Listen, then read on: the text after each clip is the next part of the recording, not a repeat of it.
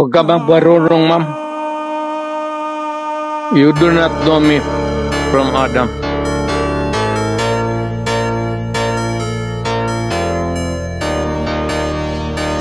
Nalaman natin meron talagang reward system at merong pinanggagalingan yung pondo para dun sa reward system. Do not make me account for something which I cannot do legally. That is not allowed by law. You are asking as if you are from the COA. Kailangan mo ng report, so you have to bring the papers. Ano? Hindi naman ako COA.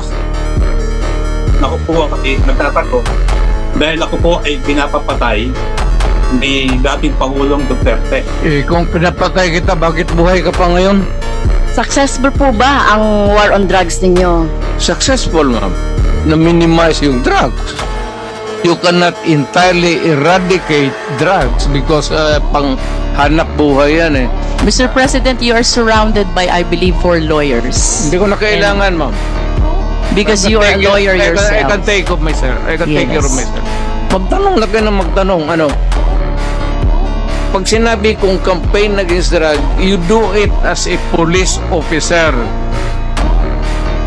Nag-aral ka naman ng 2 years basic, sinunod mo lahat, you should follow. Not if you go out of the way, I cannot answer for you.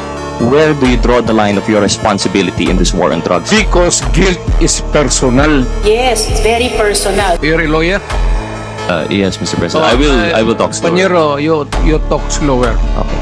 Mr. Maybe maganda ka ang English mo, pero fortunately, hindi naiintindihan.